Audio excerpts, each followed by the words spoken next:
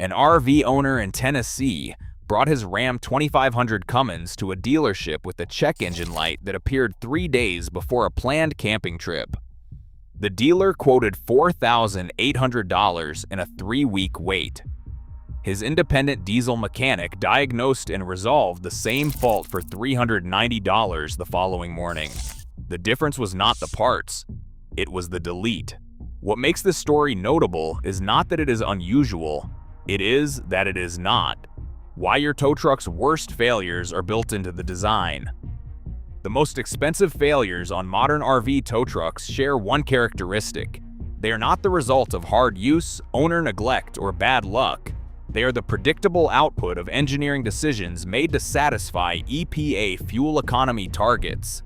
Decisions that added mechanical complexity to systems that were simpler, more durable, and more owner-serviceable before the regulations arrived. Active fuel management on GM gasoline tow trucks. Variable cam timing on Ford's 5.0-liter Coyote 5.8. Diesel particulate filters and diesel exhaust fluid systems on Ram and Ford diesel tow rigs. Auto start-stop on nearly every modern tow vehicle platform. Each system was added after the factory floor to hit a number on a government test. Each one generates a documented failure mode that concentrates in the mileage window just past the manufacturer's warranty boundary. What the dealership service department does not advertise is that a growing community of independent mechanics who specialize in RV tow trucks has developed documented procedures to remove or permanently disable these systems, collectively called deletes. These are not performance modifications. They are engineering corrections applied to tow trucks after the manufacturer's original decision proved financially costly to the owner doing the actual work those trucks were sold to do. Pulling a loaded fifth wheel or travel trailer over mountain grades in summer heat for a decade. Translation: the delete is not a hack. It is what the engineer who designed your tow truck's failure mode would have done if his paycheck had depended on your repair bill instead of a fuel economy rating. Delete 1. The Active Fuel Management Lifter. Delete on General Motors gasoline tow trucks.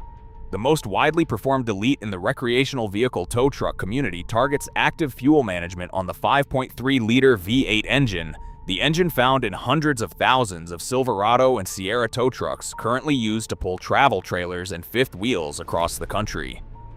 Active fuel management deactivates 4 of the 8 cylinders under light load to improve fuel economy on the Environmental Protection Agency test cycle.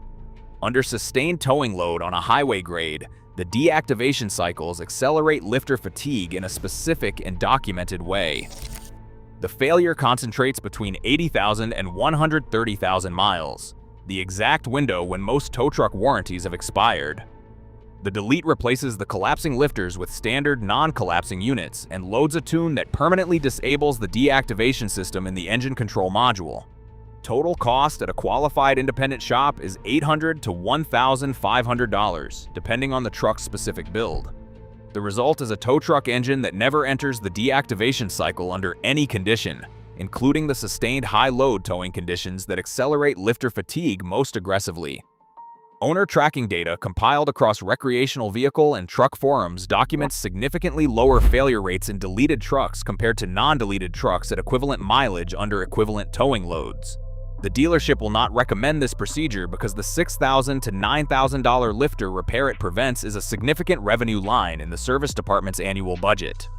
The independent mechanic who performs it has a waiting list of recreational vehicle owners who discovered this after paying for the repair the delete was designed to prevent.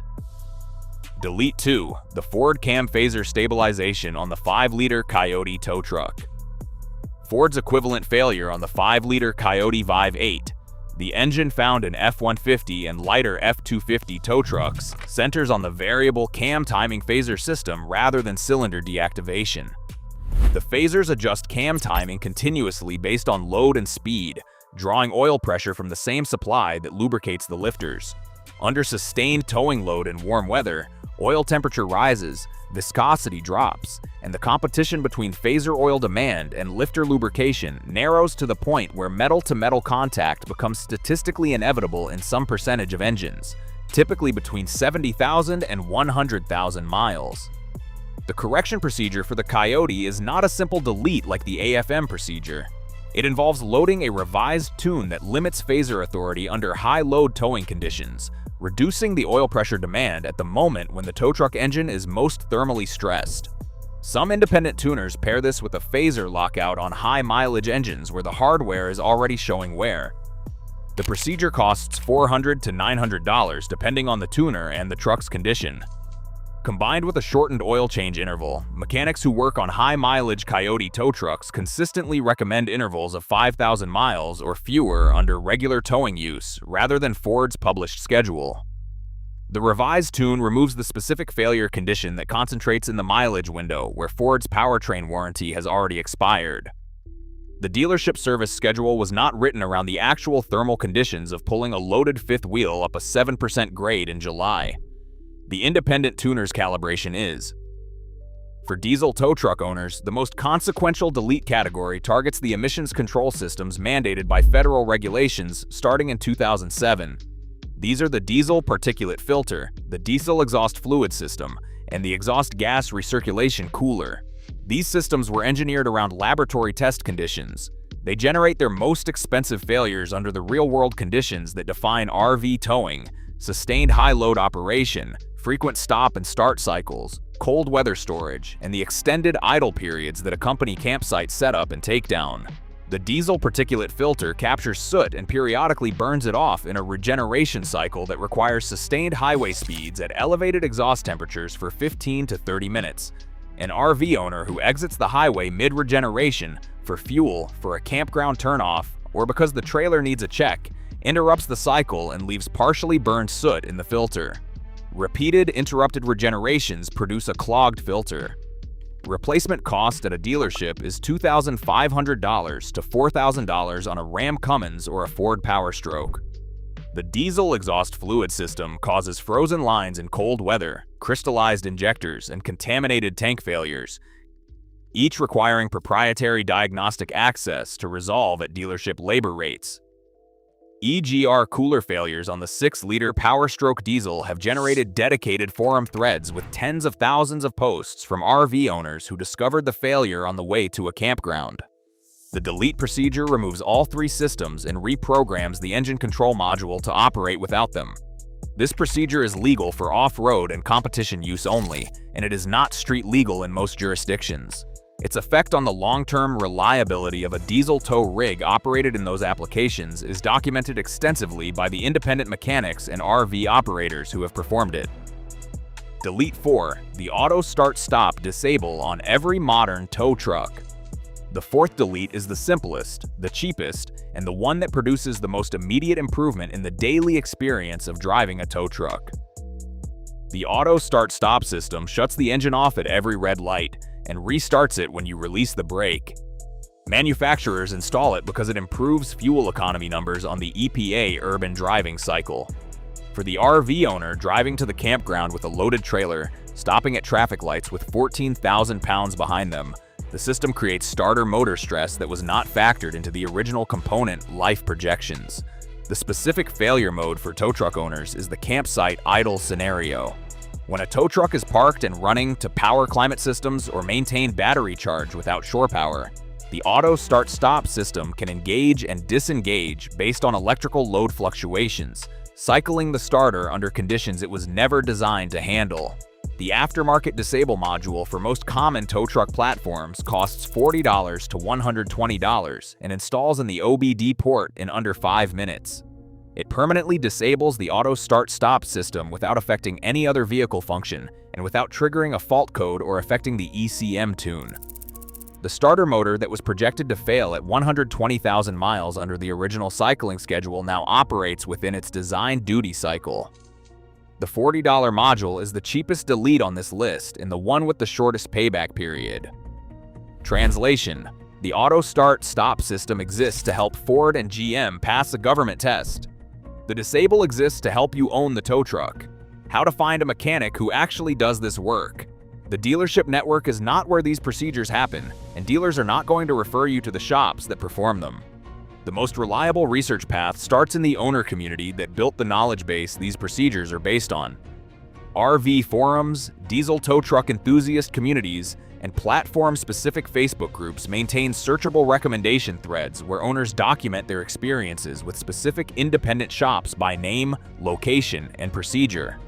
The quality of that information is substantially higher than any general review platform because the people writing it understood what was done to their truck, why it was done, and what the result was at 50,000 miles after the procedure.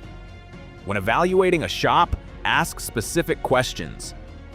How many AFM deletes have they completed on your specific engine and model year? What tune do they use for the cam phaser stabilization, and who calibrated it for RV towing conditions specifically? Do they have documented before and after data from previous customers? A shop with genuine experience answers those questions with specifics. A shop that hedges or redirects to general capability claims has likely performed fewer of these procedures than their marketing suggests. The price ranges for legitimate work are well established in the owner community. If a quote is dramatically below the community standard, ask what is different. The information exists because the owners who discovered these failure modes at their own expense documented what fixed them. The manufacturer had a financial interest in keeping that knowledge out of your hands. The community built it anyway. The delete procedures documented in this video are the accumulated corrections of an owner and mechanic community that learned, at its own expense, what the manufacturer's original engineering decisions actually cost across a decade of towing. They are not modifications in the performance sense. They are corrections to systems that were designed around regulatory compliance and dealership service revenue, not around the specific thermal and mechanical demands of pulling a loaded RV trailer over mountain grades for 10 years. Independent mechanics who perform these procedures are not working around the system out of ignorance. They understand it precisely, and they know which parts of the system were never working in the tow truck owner's favor. If this changed how you think about your tow truck service history and who you trust to maintain it, subscribe to this channel. We publish one forensic audit per week into the engineering decisions, warranty structures, and maintenance realities that the truck industry counts on RV owners discovering only after the repair invoice is already on the service counter. The next investigation is already running. Do not miss it.